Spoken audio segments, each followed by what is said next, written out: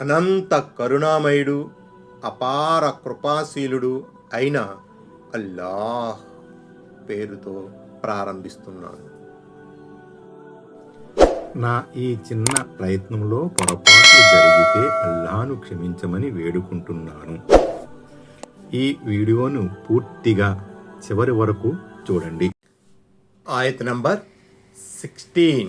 యహ్దీ బిహిల్లాహు మన్ ఇత్తబఅ రిద్వానహు సుబులస్ సలామి వయుఖ్రిజుహుం మినల్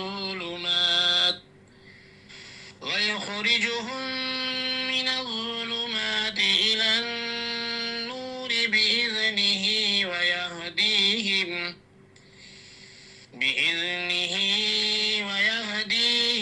ఇలా సిరాతిన్ ముస్తఖీం. ఆయత్ నంబర్ 16. దాని ద్వారా అల్లాహ్ తన ప్రసన్నతను అనుసరించే వారికి శాంతి మార్గాలను చూపుతాడు. తన కోరిక మేరకు వారిని చీకట్లలో నుంచి వెలికితీసి కాంతి వైపుకు తీసుకువస్తాడు. రుజుమార్గం వైపుకు దర్శకత్వం వహిస్తాడు. ఆయత్ నంబర్ 17. لقد كفر الذين قالوا إن الله هو المسيح ابن مريم قل فمن يملك من الله شيئا إن أراد أن يهلك المسيح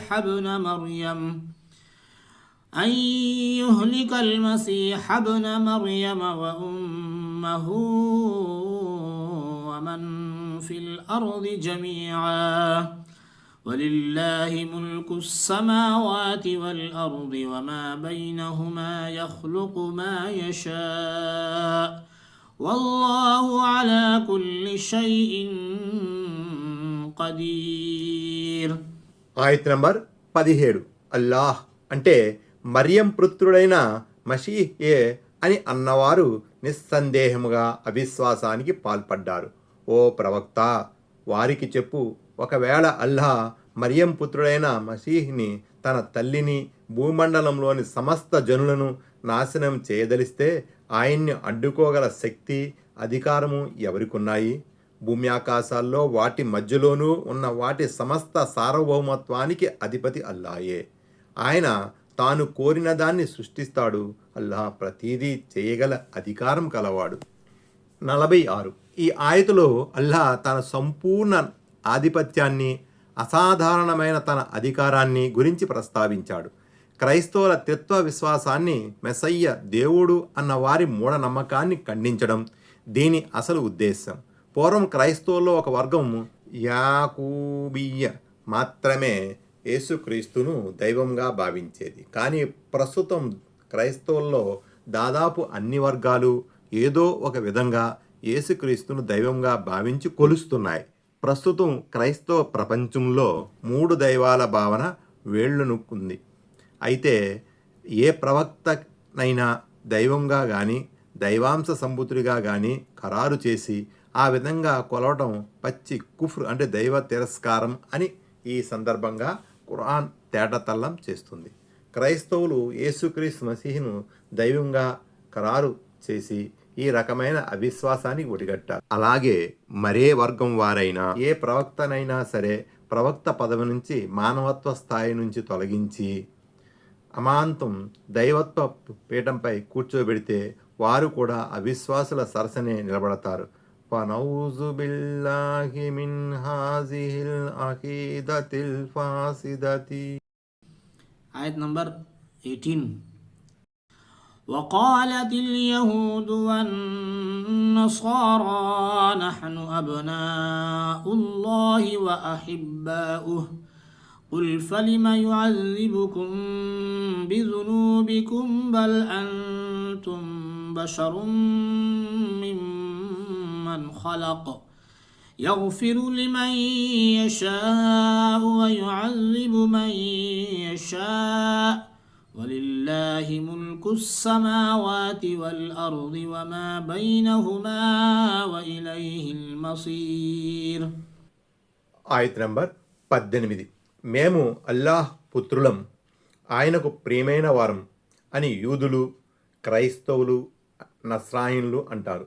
ఓ ప్రవక్త, వారిని ఇలా అడుగు, మరైతే మీ పాపాలకు గాను ఆయన మిమ్మల్ని ఎందుకు శిక్షిస్తున్నాడు?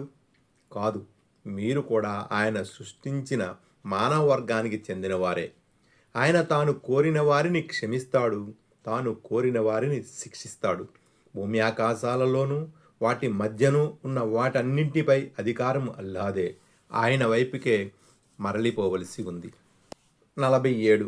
యూదులు హజరత్ ఉజైర్ అలైహిస్సలాంను దేవుని కుమారుడుగా ఖరారు చేయగా, క్రైస్తవులు హజరత్ ఈసా అలైహిస్సలాంను యేసుక్రీస్తును దేవుని కుమారుడని అన్నారు. తాము కూడా దేవుని మానసపుత్రులమని చెప్పుకున్నారు. వారు దేవుని కుమారులని చెప్పలేదని, దేవుని కుమారులు అనుయాయులని, అత్బావు అబ్నాయిల్లాహి అని చెప్పుకున్నారని మరికొంతమంది వ్యాఖ్యానించారు. రెండింటి మధ్య తేడా పెద్దగా లేదు. ఆ రెండింటిలో ఏ మాట చెప్పినా దేవుని పట్ల వారికి గల విశ్వాసం ఎటువంటిదో బహిర్గం అవుతూనే ఉంది. 48. యూదుల క్రైస్తవుల మాటల్లో ఏమాత్రము పసలేదన్న దానికి ఇది నిదర్శనం. ఒకవేళ మీరు నిజంగానే అల్లాహకు ప్రీతిపాత్రులై ఉంటే మీ పరిస్థితి ఇలా ఉండేది కాదు. మీరు దైవానికి ప్రియమైన వారై ఉంటే మీరు తలచిందల్లా చేయడానికి మీకు స్వేచ్ఛ ఉండేది. మీ తప్పులను గురించి దేవుడు మిమ్మల్ని నిలదీసేవాడు కాదు. కానీ వాస్తవ పరిస్థితులు అలా లేవు. మీ పాపాలకు ప్రతిగా అల్లాహ్ మిమ్మల్ని కఠినాతి కఠినంగా శిక్షిస్తున్నాడు. అంటే మీరు ఆయనకు ప్రీతిపాత్రులు కారనేగా అర్థం. అల్లాహ్ వట్టి వాదనల ఆధారంగా తీర్పు చేయడు.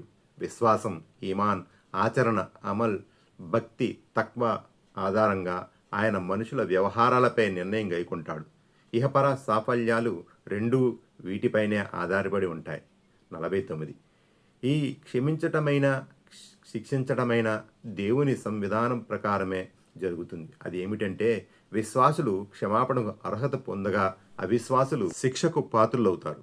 కనుక ఓ గ్రంథబహులారా, మీరు కూడా అందరిలాంటి మానవులే.